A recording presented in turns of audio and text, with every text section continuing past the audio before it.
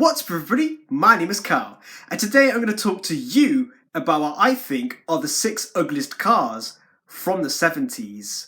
Yes, we have now gone to the 70s era of car design, and how could I not? Certainly there were some really cool things that came out in the 70s, but also some very hideous things that made people run away in fear and throw up in the streets whenever they saw these particular cars. We are once again using the 6 car category list to make it more interesting and fair. This consists of convertible, SUV, small car, GT/luxury car, super/sports/hypercar, and then we've got general car, which can kind of be anything varying from an MPV, a saloon car, sedan, or a Hyper GT. And of course, this is my opinion entirely alone. You might have a different opinion and you might want to participate, so please do so in the comment section below using the 6 car category list on what you think are the 6 ugliest cars from the 70s. With that out of the way, let's begin, starting with the ugliest convertible from the 70s, and for me this goes to the 1973 Volkswagen Type 181. Good lord, I have literally no words for this thing. Heck, that's what it's described as. The Thing. Originally, the Type 181 was a military commissioned vehicle in West Germany back in the 60s for government officials, but somebody looked at this car and thought this would be brilliant for non-military stuff. Oh boy.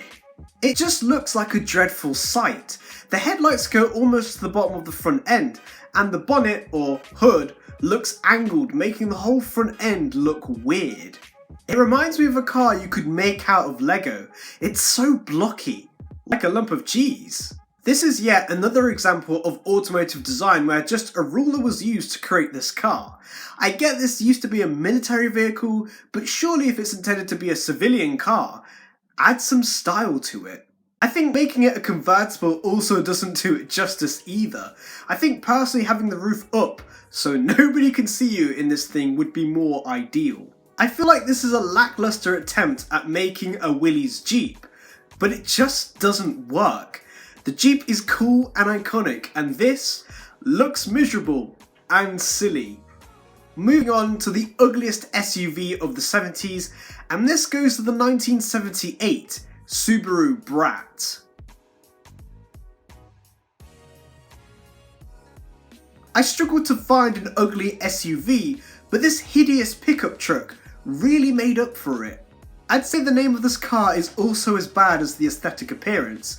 There's something really odd with how the pickup section intersects into the rest of the body of the car.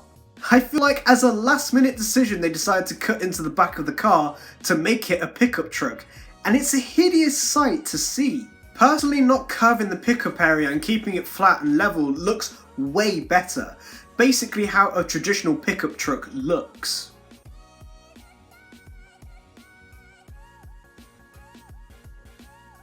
I certainly do stand by what I say about the pickup area, as if you look at this car from certain angles, it looks like a standard saloon or sedan, just with a bit missing from the back. Might also do with the fact that it looks like it's too low down. The front end looks really ugly with all the different vents on the front, as if one vent wasn't enough.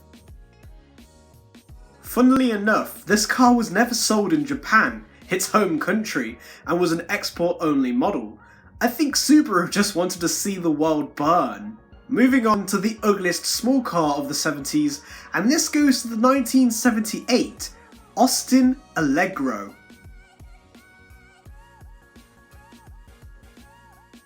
Just when you think things can't get any worse, Austin brings this monstrosity along.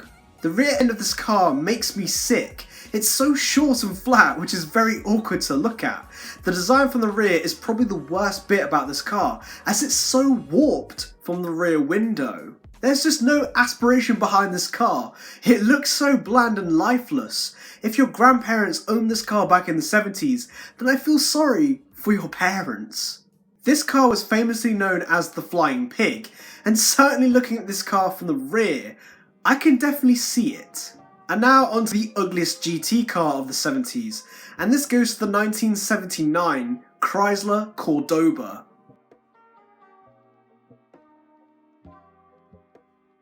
This car is long.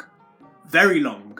At 18 feet, it's eternal, and yet this sounds like a good thing, especially if this is a luxury car, but it can only accommodate just 4 people. So why so long? The front end is terrible. The headlights look like they were a last minute stuck on decision. The 1975 car looked a lot better from the front in my opinion, with the quad circular headlight design.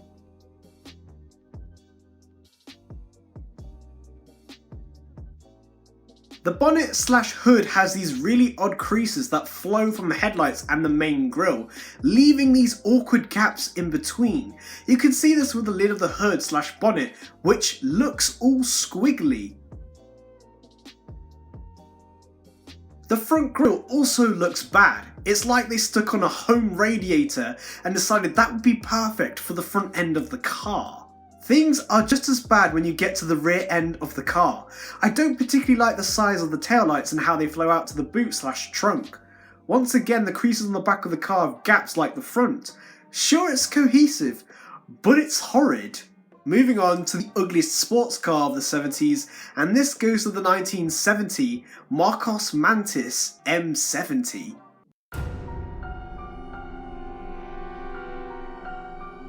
No. No. No. No! Yeah, it's a no from me. This thing is disgusting. It really does take its inspiration from insects, certainly from that bug-eyed front end, as well as using ducks with that bill-looking lip. Things get a lot worse from the side as it looks like it was melted. The window design really shows this off with its weird curvy lines. The whole side profile makes this car look so disjointed. At one end it's curved and the other it's straight. There's no consistency or flow going towards each end. The top section of the car makes it look like it's been in some sort of accident, as if it was crushed from the top. Not really sure if that's showing aerodynamics or if they made someone jump up and down on all the cars before they left the factory. And finally, onto the ugliest car in general from the 70s, and this goes to the 1975 Amc Pacer.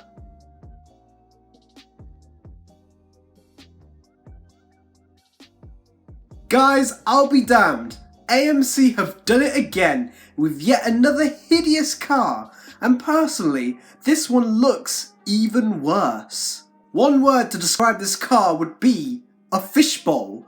That's literally what they probably used as a design influence. That rear end is one big giant blob that's such an eyesore. It's making me go blind just by looking at it. Oh god. Help! I feel like somebody just decided that curving the whole back end and not doing anything to the front with curves was fine, but it really isn't. The curved glass doesn't make this thing look retro or cool, it just looks like a badly designed hearse. Making the front end really short and the back to overhang was to compromise for interior space, allowing 4 adults to be seated, but this in turn sacrificed rear luggage space and the aesthetic appearance. Who thought this was perfectly okay to look at? Who? The Pacer was trying to be a retro futuristic car that people could look back on and go, this was cool, and was an envision on what cars would potentially look like in years to come. But I'm very thankful that today's cars don't look like this. So in conclusion, those are my picks for what I thought were the 6 ugliest cars from the 70s. Of course, you guys may have your own opinions, so feel free to comment down below what you think the 6 ugliest cars from the 70s are, using the 6 car category list, which consists of convertible, SUV, small car, GT or luxury car, supercar or sports car or hypercar, and then general car, which can kind of be anything. I'd love to know what you guys think of my picks as well. So like and subscribe, and I'll see you guys next time. Bye!